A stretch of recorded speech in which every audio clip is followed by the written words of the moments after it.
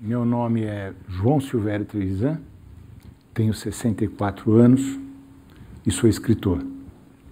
Eu sou Antônio Edson Cadengue, sou diretor de teatro e tenho 54 anos.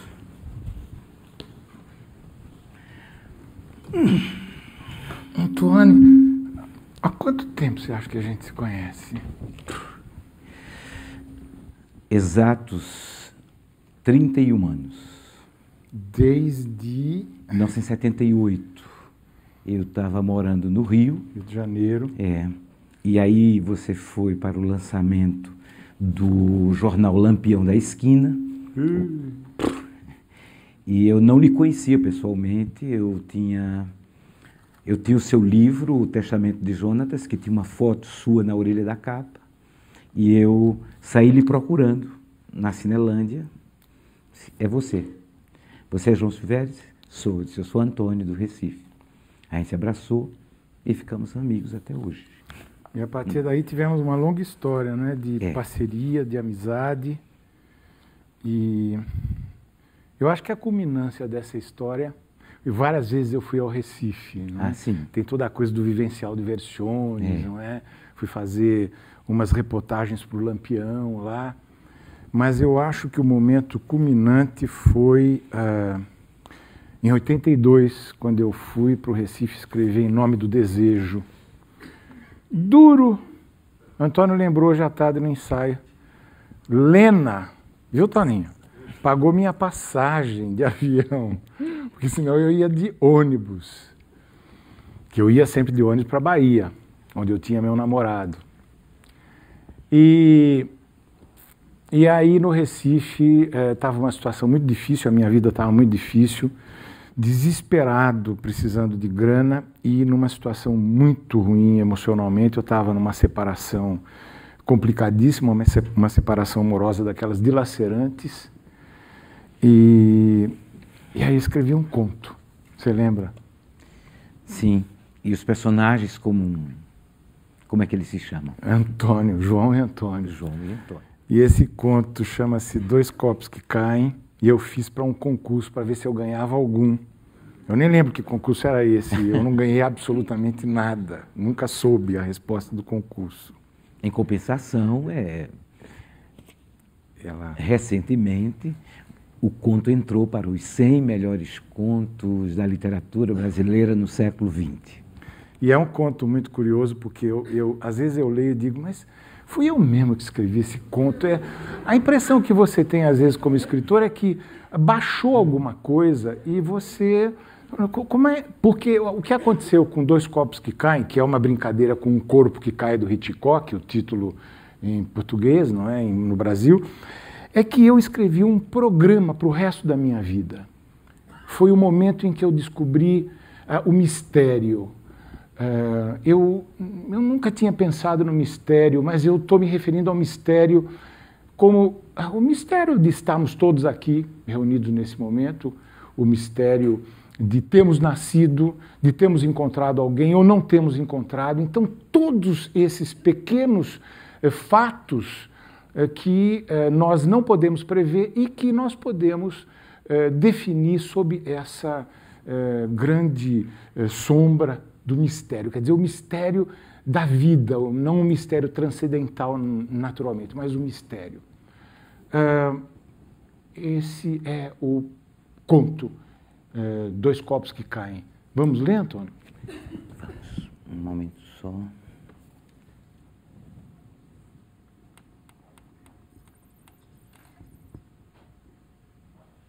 Número 1, Antônio? Sim. Esqueça.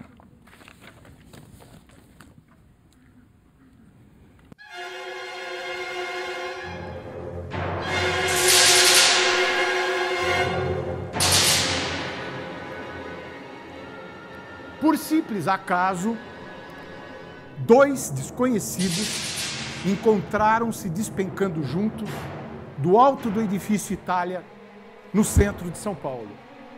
Oi! Disse o primeiro no alvoroçado início da queda. Eu me chamo João. E você? Antônio! gritou o segundo, perfurando furiosamente o espaço. E só para matar o tempo do mergulho, começaram a conversar. O que você faz aqui? Estou me matando! E você? Que coincidência! Eu também! Espero que desta vez dê certo, porque é a minha 10ª tentativa. Há anos venho tentando, mas tem sempre um amigo, um desconhecido e até bombeiro que impede. Você, afinal, está se matando por quê? Por amor! Respondeu João, sentindo o vento frio no rosto. Eu, que amava tanto, fui trocado por um homem de olhos azuis.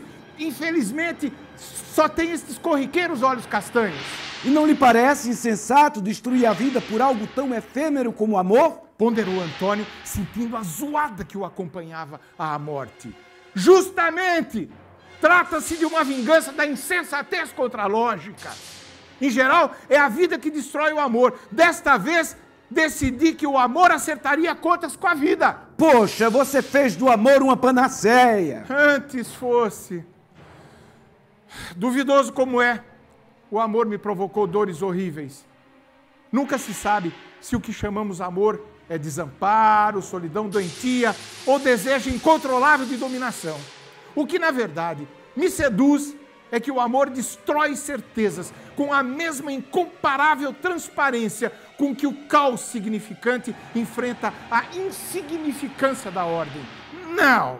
O amor não é solução para a vida, mas é culminância. Morrer por amor me trouxe paz. Ante o vertiginoso discurso, ambos tentaram sorrir contra a gravidade. E você, como se sente? Oh, estou plenamente satisfeito. Então por que busca a morte? Bom, me assustou descobrir um fiasco primordial, que a razão tem demônios que a própria razão desconhece. Daí preferi mergulhar de vez no mistério. Sim, da razão conheço demasiados horrores, mas que mistério é esse tão importante a ponto de merecer sua vida? Não sei. Mistério é mistério. Mas morto você não desvendará o mistério. Por isso mesmo, o fundamental no mistério é aguçar contradições e não desvendar. Matar-me, por exemplo, é bom na medida que me torna parte do enigma e, de certo modo, o agudiza. Tem a ver com a fé, que gera energias para a vida. Ou para a história, quem sabe. Aí o negócio que perdi a fé. Deus para mim. Ora, a fé não tem nada a ver com Deus, que se reduziu a uma pobre estrela anã de energias tão concentradas que já nem sai do lugar. Deus desistiu de entender os homens e virou também indagador. Sem Deus nem razão, a única fé possível é mergulhar neste abismo do mistério total. Mas para isso é preciso ao menos saber onde está o mistério, insistiu João com os cabelos drapejando ao vento. Ué! O mistério está em mim, por exemplo, que me mato para coincidir comigo mesmo. Mas há mistério também em você. Seu morrer de amor é o mais impossível ato de fé. Graças a ele, você participa do mistério, porque se apaixonou pelos abismos. João olhou com olhos estatelados ao compreender. E Antônio, que já faiscava na semi-realidade da vertigem, gritou com todas as forças. Há, sobretudo, este mistério maior de estarmos na mesma hora e local, cometendo o mesmo gesto absurdo e despencando para a mesma incerteza por puro acaso. Além de cúmplices, a intensidade deste mergulho nos tornou visionários. Você não vê diante de si o desconhecido? É que já estamos perfurando a treva. E como tudo de fato reluzia, João também ergueu a voz. Sim, sim, é espantoso o brilho do absurdo. E agora? Falemos um pouco da permanência. Você gosta dos meus olhos azuis? Foi quando os dois corpos se estatelaram na Avenida São Luís.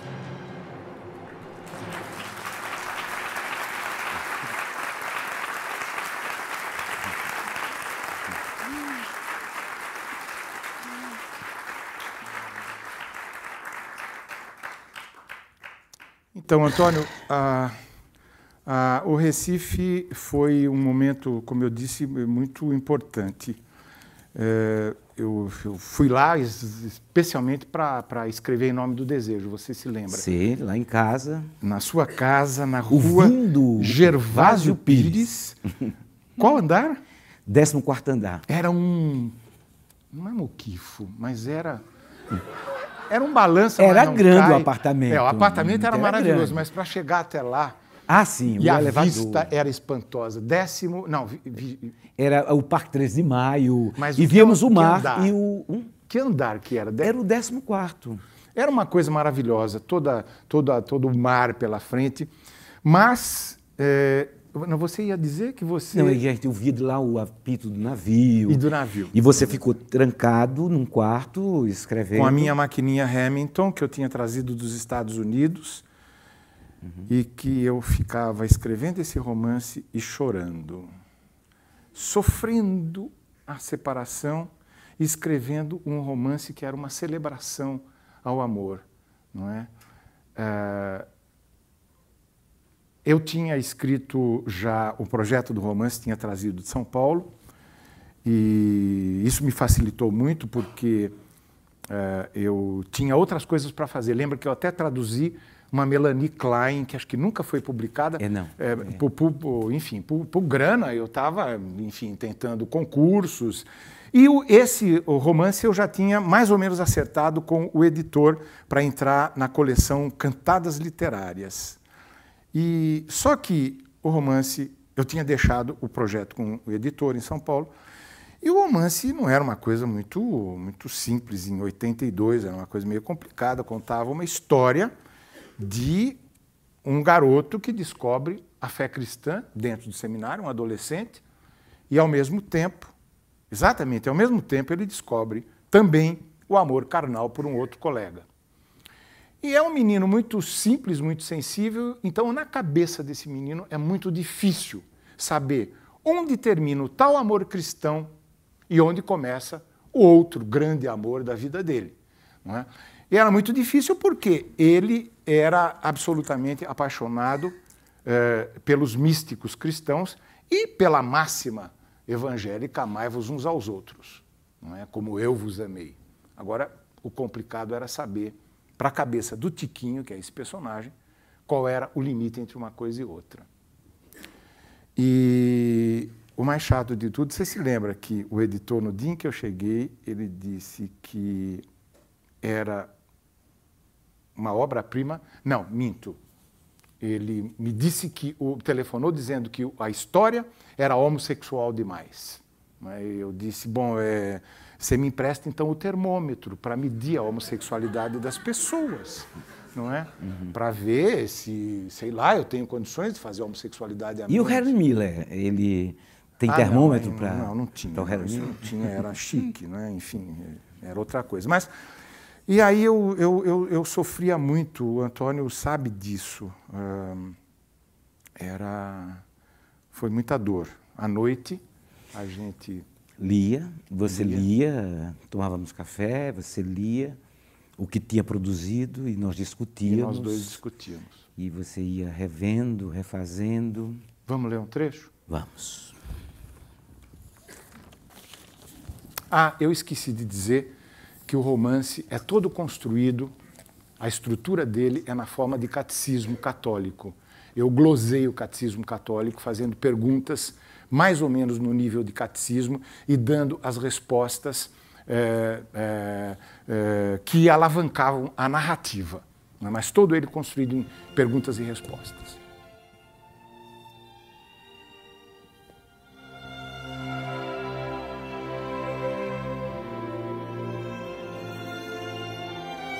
E o que Abel leu de tão persuasivo no diário de Tiquinho?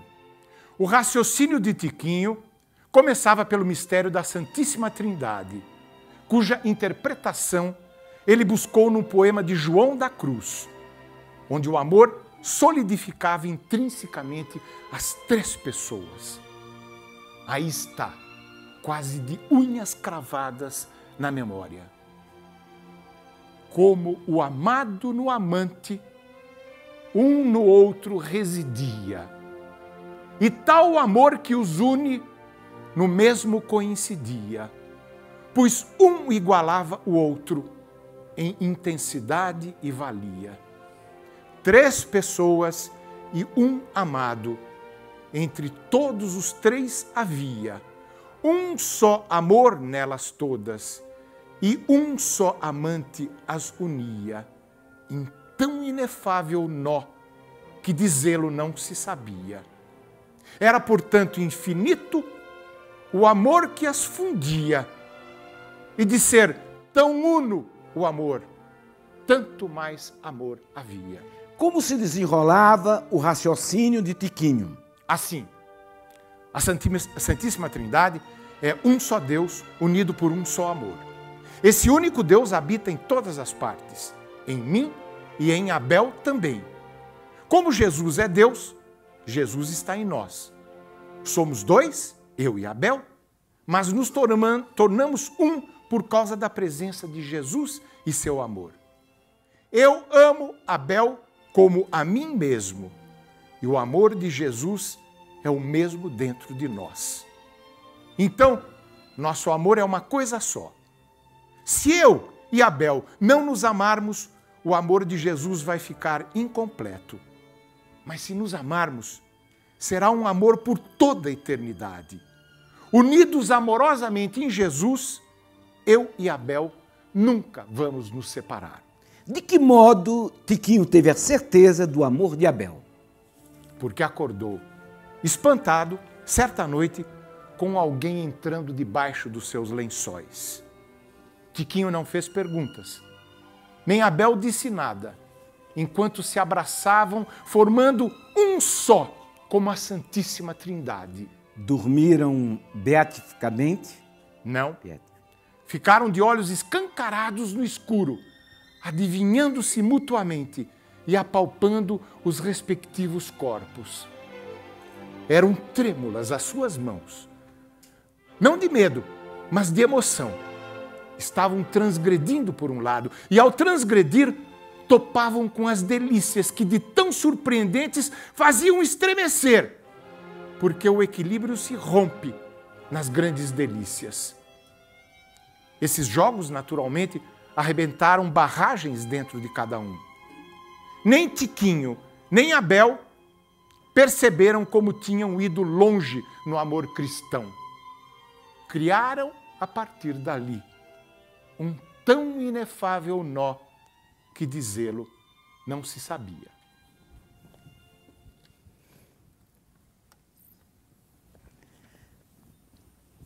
O que eu acho legal, Antônio, Em Nome do Desejo, é como eu mergulhei na radicalidade do amor entre adolescentes, do amor adolescente. É um período da vida da gente muito complicado, pelos aspectos negativos e pelos aspectos positivos de descoberta, de radicalidade. Tudo é muito intenso, não é? Eu não queria voltar à minha adolescência nunca. Eu também não. Eu também não. Eu, francamente. Mas os amores adolescentes são amores de descoberta. É quase um lugar comum que a gente nunca os esquece. E eu gosto muito dessa radicalidade no Em Nome do Desejo, como eu disse. E essa radicalidade, ela dialoga com quem? Com que literatura? Eu acho que eu dialogo com muitos, os místicos cristãos, por exemplo, que são completamente loucos e transgressivos. Não é? Santa Teresa de Jesus, por exemplo, sofreu o processo da Inquisição. Mas eu acho que eu tenho um contato particular, uma relação particular com um poeta um pouco mais velho do que eu, um poeta brasileiro, que eu tenho a alegria de ser meu amigo. Ele se chama Roberto Piva. Eu tenho como um dos grandes poetas vivos do Brasil, apesar de ser relativamente pouco conhecido. E eu acho que o Piva tem essa densidade poética do amor adolescente. Ele atingiu de uma forma que realmente me emociona e me mobiliza muito. Vamos ouvir um poema do Piva? Vamos ler um poema do Piva. Ganymede 76, de Roberto Piva. Teu sorriso, olhinhos como margaridas negras, meu amor navegando na tarde, batidas de pêssego refletindo em teus olhinhos de fuligem, cabelos ouriçados como um pequeno deus de um salão rococó, força de um corpo frágil com âncoras. Gostei de você, eu também. Amanhã então às 7. Amanhã às 7. Tudo começa agora num ritual lento e cercados de gardênias de pano. Teu olhar maluco atravessa os relógios às fontes à tarde. De São Paulo, como um desejo espetacular, tão dopado de coragem. Marfim de teu sorriso, nascosto fra orizzonti perduti. Assim te quero, anjo ardente no abraço da paisagem. Ah, é lindo demais. Vai outro. Eu vou ler outro. Vai. Eu não fico com um só do Piva, não. Poema 14, do livro chamado 20 Poemas com Brócoli. Para o Carlinhos. Vou moer teu cérebro, vou retalhar tuas coxas imberbes e brancas, vou dilapidar a riqueza de tua adolescência, vou queimar teus olhos com ferro em brasa, vou incinerar teu coração de carne e de tuas cinzas vou fabricar a substância enlouquecida das cartas de amor. Música de Bach ao fundo.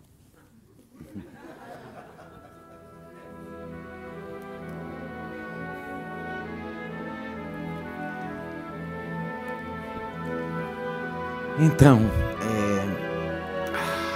como essa radicalidade misturada com a sacralidade, o erotismo, que vai estar tão presente tanto no Piva como na sua obra? Eu acho que é exatamente isso que tem o Piva, não é? Ele conseguiu fazer verter toda a sacralidade do erotismo. Eu acho que por isso nós nos entendemos tão bem entre a nossa obra. Eu acho que o coração humano, a alma humana, tem no mesmo espaço interior, juntos, o erotismo, a sacralidade e a poesia. E o Piva, eu acho que juntou tudo isso. E foi isso, justamente, que eu persegui no Em Nome do Desejo. Eu acho que essa sacralidade é que perpassa o amor entre Tiquinho e Abel. Ela quem transfigura. E ela causa inúmeras revelações, né? Sim, ela realmente provoca revelações de todo tipo. Mas que tipo de revelações? Quais revelações? Que amar era libertar-se absolutamente de tudo que não fosse Deus. E que mais? Que não havia mais diferença entre sentir e não sentir, entre gozar e não gozar. Não se sabia mais de nada ao certo. E que outras coisas? Que o silêncio da vontade era primordial no amor. O silêncio significava a última fase de diluição no amor de Deus. E que mais? Que não deveria haver entre a alma apaixonada e seu esposo divino nada, nada, nada, nada no caminho entre ambos. E sobre a montanha, nada. Por quê? Porque a alma, silenciosa e amante, não mais diferenciava as coisas, já que as ultrapassava para entregar-se ao amado e nele repousar. Não seria esse um amor de morte? Sim, era precisamente a noite escura de São João da Cruz, com a morte de toda atividade corporal. Diante da face de Deus, só o silêncio absoluto. E Tiquinho compreendia? Extasiava-se ante a ideia desse amor que se mata por amor. Não compreendia, mas achava lindo. Na capela, perguntava-se como era possível um amor que entrega tudo até o fim. Chorava de emoção, sem saber responder, mas queria amar assim. Tiquinho não chegou a responder um questionário místico? Sim, Padre Marinho mostrou-lhe o questionário que Irmã Elizabeth respondera logo ao entrar para o Carmelo. E Tiquinho adaptou suas próprias respostas àquelas mesmas perguntas. Em que consistia para ele o ideal de santidade? Viver de amor. Qual o meio mais rápido de alcançá-lo? Amar sem reservas. Amar o amor. Qual o santo de sua predileção? João, o santo, o discípulo que repousou sobre o coração de Cristo. Qual era a sua virtude predileta? A dor de amar. Bem-aventurado o que chora, porque haverá de sorrir de amor. Como definia a oração? A união daquele que não é nada com aquele que é tudo. Que disposição gostaria de ter ao morrer? Desejaria amar mais do que nunca, antes de cair nos braços do amado eterno. Que espécie de mistério lhe agradava mais? Todos, mas sobretudo sofrer por amor. Que nome pretendia ter no céu? João, aquele que amou demais. Qual era seu lema? Eu e meu amado somos um só.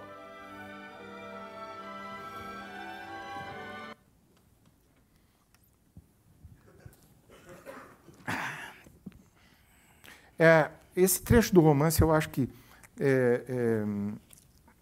mostra muito bem uma coisa que o livro todo e depois a peça, não é? Exploraram esse tema que exploraram profundamente para falar da sacralidade e erotismo, que era justamente a Semana Santa. Não é? Quer dizer, na Semana Santa, dentro do romance, a Semana Santa adquire tons de erotismo de todos os matizes. E isso você fez muito bem na peça. Não é? A peça é o auge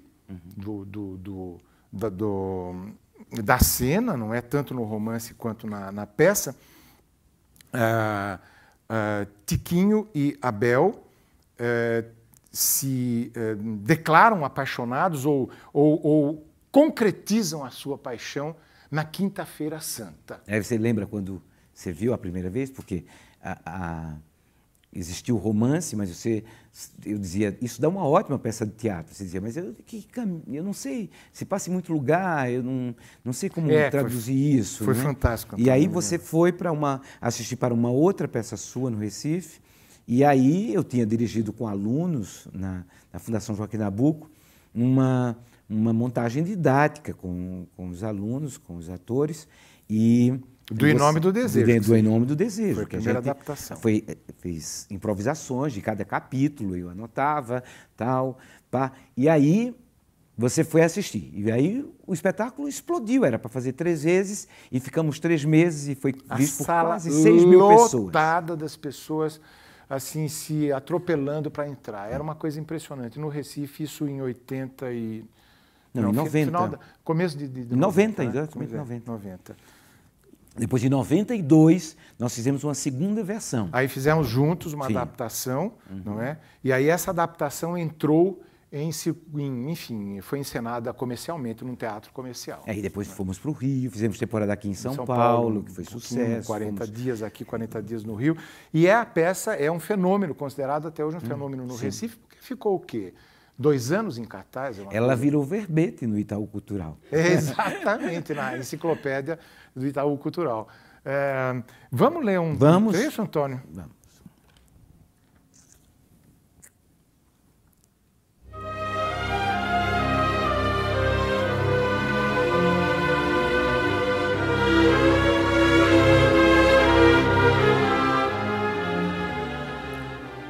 Porque a cerimônia do lava-pés daquele ano resultou especialmente comovente.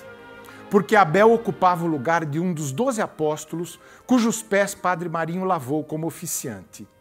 Abel estava sentado bem ao lado do altar com os pés descalços. Durante a cerimônia, Tiquinho sentiu-o tão perto de Jesus como nunca, fisicamente próximo e espiritualmente identificado. A beleza de Abel resplandeceu então, a partir de seus pés nus. Para Tico, estavam ali, juntos no altar, aquele que mandara amar e, em carne e osso, aquele que era amado em nome de tal mandamento. A realidade apresentava-se diante de seus olhos como um ciclo completo, redondo, realizado. Subitamente, suspenderam-se as barreiras entre os pés nus de Abel, que manifestavam sua nudez integral, e a irresistível sacralidade que os envolvia como numa voragem. Tudo se integrava. De que maneira se poderia interpretar a intensidade do amor dos dois naqueles momentos de Quinta-feira Santa? Não há maneira possível, porque seria necessário aproximar-se da linguagem em transe. Como esta, por exemplo. Naquela tarde, Abel parecia ter a mesma formosura de Deus. E o dileto São João da Cruz, como veio partilhar esse momento especialíssimo de amor? Por intermédio do Padre Marinho, seu porta-voz.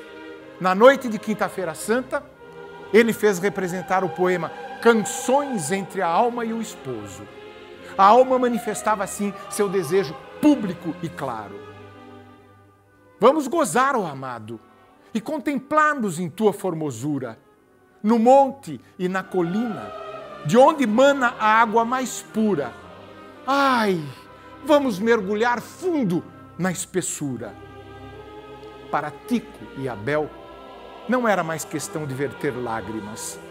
Todo aquele amor incessantemente celebrado e cantado, quase com exacerbação, sugeria a urgência do mergulho muito concreto.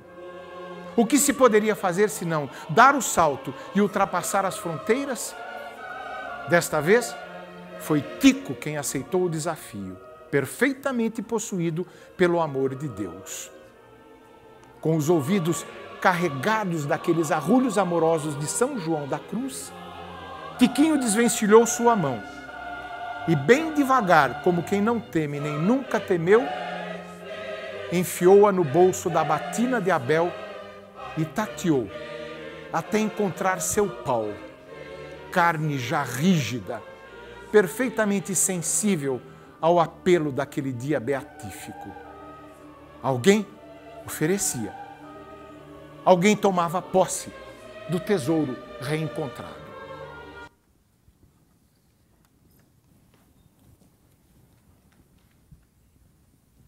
És cristão? Isso é uma pegadinha. É uma pergunta complicadíssima. Ele está, na verdade, fazendo uma pergunta que está presente tanto no romance quanto na peça. Eu sou cristão. Eu acho que a gente é afadado a ser cristão. A gente, mesmo que não goste, mesmo que a gente fuja, a gente está imprintado. No meu caso, por exemplo, eu me afastei do cristianismo, eu faço severas críticas ao cristianismo e à Igreja Católica em particular, mas eu não posso deixar de reconhecer que o meu embate é com o cristianismo, né? E é através desse embate que, frequentemente, eu crio os meus temas. Então, eu diria, eu sou cristão. Relutantemente, não tenho nada a ver com isso que me marcou, mas eu tenho que trabalhar com isso porque faz parte do meu mistério. Essa última peça sua, Hoje é Dia do Amor, ela é uma recorrência a esse tema do cristianismo. Hoje é Dia do Amor, foi 2 anos atrás quase, né? Foi apresentado aqui em São Paulo, 2007. É uma peça muito dura. Eu fiquei muito assustado depois que eu escrevi a peça. Eu estava fazendo análise, parte dos meus mais ou menos 280 anos de análise, talvez um pouquinho mais, um pouquinho menos, eu não sei. E eu discuti com a minha analista, eu levei para ela o final da peça e disse: eu acho que o negócio fedeu para o meu lado, porque eu fiz uma peça completamente sem saída. Até eu descobri que eu tinha feito uma peça cujo grande tema era o encontro com a realidade, com a dura realidade. Por exemplo, a minha de ser cristão e me debater com isso, mas também do personagem, que é um ex-seminarista, é um Michê, é uma cena extremamente forte. Ele vai celebrar o Dia do Amor, daí o título, hoje é Dia do Amor, que é a Quinta-feira Santa. A peça se passa numa Quinta-feira Santa e ele recebe a notícia de que um rapaz que ele tinha conhecido e por quem ele tinha grande admiração, uma dessas figuras admiráveis em todos os sentidos, tinha se matado. Ele fica muito perturbado e no caminho ele encontra com um policial com quem ele mantinha alguns encontros amorosos, muito pesados, em cena sadomasoquista, e ele convida o policial para ir para a casa dele, para o apartamento, e aí transcorre então a peça. Ele está acorrentado numa cruz de San Andrés, de joelhos, nu, a cena toda, um ator só, e existe o master, ele está na cena como escravo, e existe o master que está fora da cena, cuja voz não se ouve, mas se supõe as perguntas que ele está fazendo pelas respostas que o Michê dá. E eu acho que é uma celebração do amor da forma mais radical possível de amor, com todas as suas contradições, que é o amor que extravasa barreiras, no caso, o amor sadomasoquista. Vamos ver um trecho? Vamos. Exatamente o trecho do encontro de Jacó e o anjo, narrado pelo meu personagem. Um dia, Jacó dormiu e sonhou que ali era a casa de Deus, porque viu uma escada por onde os anjos subiam e desciam. Jacó acordou e disse: Deus está aqui, eu não sabia. Ficou com muito medo de ter invadido a casa de Deus e ser castigado. Não teve nem tempo de fugir. Assim, do nada, apareceu um anjo de Deus e partiu para cima de Jacó. Jacó sabia que não era um ser da terra, porque o anjo tinha um jeito diferente, era meio assustador, bonito e feio ao mesmo tempo. Lutaram, um agarrado no outro, os dois rolando pelo chão. O anjo atacava com garra, mas Jacó se defendeu como pôde. A noite inteira brigando, rolando, bufando. Teve uma hora que o anjo viu que não ia conseguir ganhar a luta. Então deu um golpe na coxa de Jacó e deslocou o nervo dele. Mesmo assim, machucado, Jacó dominou o anjo. Agarrou-o firme por detrás. Estava sujo e machucado, mas não soltava o anjo de jeito nenhum. Aí já estava amanhecendo e o anjo precisava ir embora. Como viu que não conseguia mesmo ganhar a parada, falou para Jacó deixar ele ir embora. Aí Jacó, que não era trouxa nem nada, fez um trato. Eu te solto se o Senhor me abençoar. Aí o anjo abençoou Jacó. E como prova disso, deu para ele um outro nome. Israel, que quer dizer aquele que luta com Deus. Então, Jacó começou a mancar, como prova de que tinha vencido Deus. Aquele defeito foi que nem um prêmio. Master, eu nunca entendi bem esse lance. A gente precisa lutar com Deus para ser abençoado? E depois, se ganha, recebe uma bênção e muda o nome. Veja que puta loucura. Para receber a bênção, você não tem que ser bonzinho, não. Tem que brigar com Deus, xingar, espumar, dar porrada. Mas por que Deus ia querer brigar com um homem? Só para testar sua força? Não é justo. Lutar com Deus não é justo. E se o homem perdesse?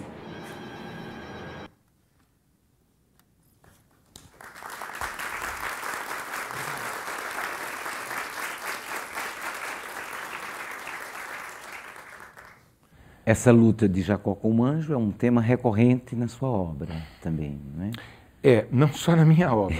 Sim, não só na sua obra. Na minha vida também. Eu me sinto muito no papel de Jacó. Eu acho que eu sou um ser que luta com Deus. Eu tinha um amigo muito querido que morreu no ano passado, um padre que foi meu colega de seminário. Ele seguiu um caminho, eu segui um outro. Era um cara maravilhoso e era meu melhor amigo, e ele me dizia, nós éramos confidentes, ele me dizia: João, eu tenho inveja de você porque o meu Deus já veio pronto e o seu você está construindo. Essa me parece ser a temática metafórica, resumida, da luta de Jacó e do anjo. Mas, além de Hoje é Dia do Amor, essa luta do Jacó e anjo, e o anjo também está no Em Nome do Desejo. Quer dizer, bem antes você já tinha... Já vinha de bem antes. Então, vamos ver. Esse trechinho é um trechinho da peça agora que a gente vai ler. É o diálogo final da peça. Tiquinho é encontrado pelo seu melhor amigo Canário. Blackout. Luz sobre Tiquinho. Meio enrodilhado num canto, Canário entra, vai até ele, sacode-o. Tico! Tiquinho! Você sabia? A gente se torna eternamente responsável por aquilo que cativa. O que você está fazendo escondido aqui no porão? Canário, o que será de mim sem Abel? Tico, meu Deus, acabou! Mas eu preciso falar com Abel pela última vez. Agora é tarde, Tico. Abel não é mais seminarista. Você sabe, ele está incomunicável no quarto de hóspedes, só esperando o pai chegar para levar ele embora. Mas eu preciso pedir 1000 vezes que ele me perdoe. Quero que saiba que eu continuo seu apaixonado. Agora e por toda a eternidade, quero começar tudo de novo, do jeito que Abel preferir. A gente nunca vai se separar, eu tenho certeza. Tico, ponha os pés no chão. Abel foi expulso do seminário por culpa sua. Agora está tudo acabado. Se ele precisa mesmo ir embora, então, que me abençoe antes. Que o amor de Abel me abençoe, como o anjo fez com Jacó depois da luta. Abel é meu anjo bom e sempre será. Tico, o teu anjo vai partir em silêncio. No teu caso, nem Jacó nem o anjo ganharam. Vocês dois saíram derrotados.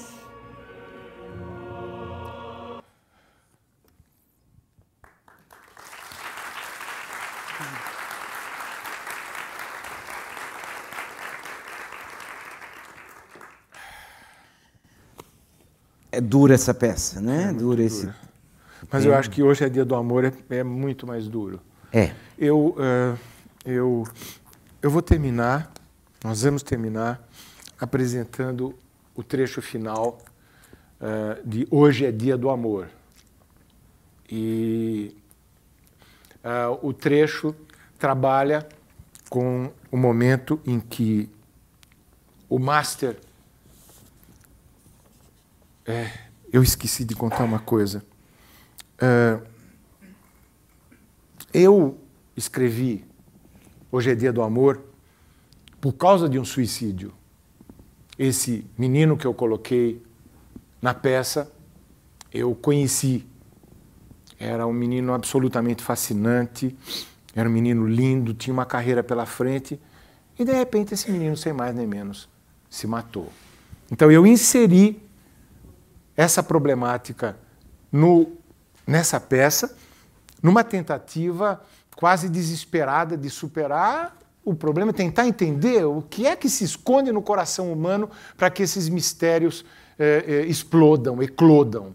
E como é que se dá essa relação aí entre amor e exílio, a loucura, a paixão? Eu acho que a radicalidade do amor, ela desemboca necessariamente no exílio. eu tenho a impressão que viver é um longo processo de exílio.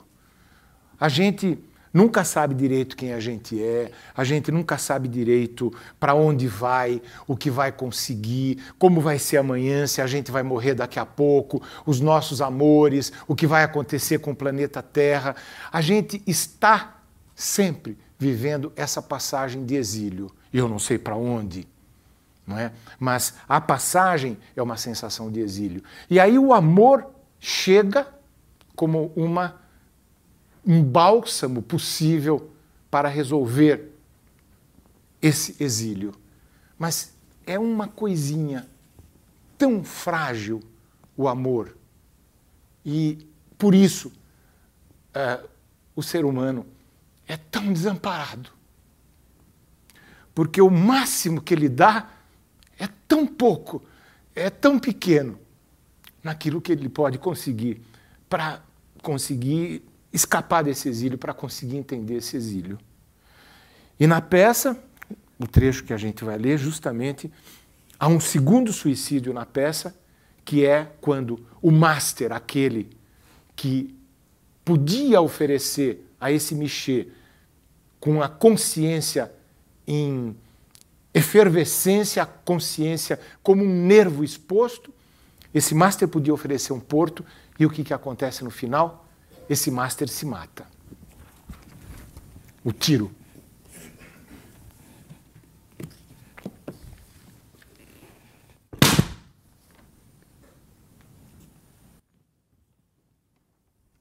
Agenor! Você tá aí, cara! Senhor! Master! Não brinca, cara! Não brinca comigo, não! O que foi que você fez? Você está me ouvindo? Senhor, Master, o senhor me abandonou e nem me abençoou antes de ir embora, senhor. O senhor não tinha direito de fazer isso. Eu precisava da sua bênção. O senhor não podia me deixar assim abandonado e sem bênção nenhuma. Seu cheiro me dava segurança, senhor. Seu jeito de andar, de olhar, sua tranquilidade. O jeito com que passava a mão na minha cabeça. Nem meu pai me fazia isso. Master, por que o senhor me abandonou? Só o senhor me treinava para vencer a dor. Eu só podia vencer a dor por amor ao senhor. E agora? E agora? O que será de mim? O Master não tem direito de fraquejar. Não tem direito. Quem devia dar um tiro na cabeça era eu, Agenor. Agenor! Era eu, cara. Eu quem tinha todos os motivos para isso. Eu quem era o escravo aqui, Senhor. Quem curte dor sou eu. Esse tiro era meu. Só eu merecia esse tiro. Eu preciso do Senhor, porra! Eu te amo tanto! Senhor! Porra, Senhor! Hoje é quinta-feira santa! Hoje é dia do amor, seus filhos da puta! E não vai ter ressurreição porra nenhuma!